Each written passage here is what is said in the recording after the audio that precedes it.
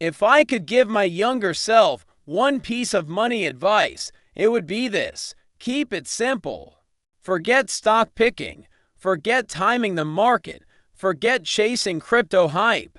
J.L. Collins' The Simple Path to Wealth lays out a plan so clear, so stress-free, that you can literally set it and forget it and still retire rich today. I'm breaking down the core lessons of the book. And trust me, this might be the last personal finance plan you'll ever need. Before we start, J.L. Collins didn't write this book for Wall Street professionals. He wrote it for his daughter. Why? Because he wanted her to understand how money works without needing a finance degree and how she could live life on her own terms. This book is simple, yes, but it's also powerful. So, let's dive in. Lesson 1. Debt is a wealth killer. Collins starts with a warning. Debt is poison. Every dollar you owe is a dollar working against you, thanks to interest and high interest debt. That's like filling a bucket with water while there's a giant hole at the bottom. Credit cards, personal loans, these can crush your ability to grow wealth.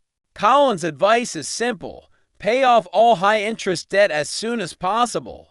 Avoid carrying credit card balances. Treat debt repayment as your top investment, because the guaranteed return is the interest you're no longer paying. Asterisk. Lesson 2. Spend less than you earn. Obvious. Yes, easy, not always. Collins teaches that your savings rate, the gap between what you earn and what you spend, is the single biggest factor in building wealth. He introduces the idea of FU money, a cushion that gives you freedom. Freedom to leave a bad job.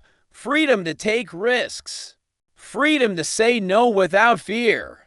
Even a small percentage saved consistently over years becomes a fortune. But if you can push that savings rate higher to 30%, 40%, even 50%, you'll reach financial independence decades earlier than most. Lesson 3. Invest the simple way. Here's where Collins is refreshingly different from most investing books. He doesn't tell you to pick stocks or predict the next big winner. He says, stop trying to beat the market. Instead, own the whole market. The best tool: low-cost index funds. His personal favorite is the Vanguard Total Stock Market Index Fund, VTSAX, in the U.S. Why?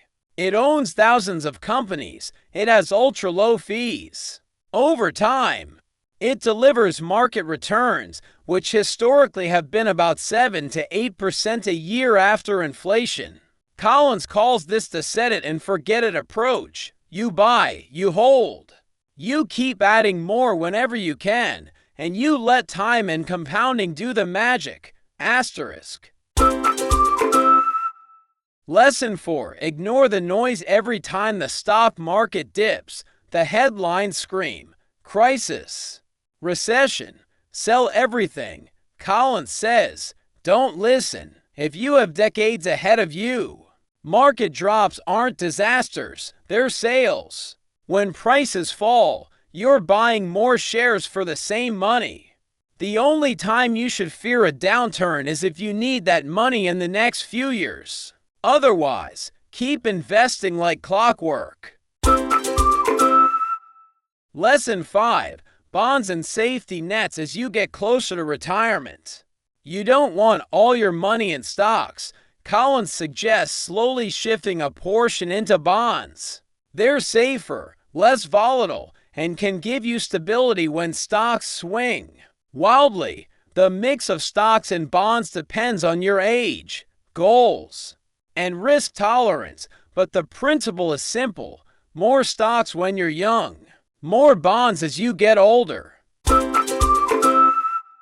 Lesson 6. Freedom is the real goal. Here's the most important thing Collins teaches.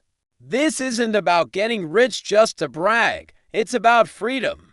Freedom to spend time with your family. Freedom to work because you want to, not because you have to. Money is just a tool. Life is the real reward. So here's your simple path to wealth. Avoid debt. Spend less than you earn. Invest in low-cost index funds. Ignore the noise. Use money as a tool for freedom. If you follow this, you'll be shocked at how stress-free building wealth can be. If you found value in this breakdown, give the video a like, subscribe for more money tips, and tell me in the comments, what's your next financial move?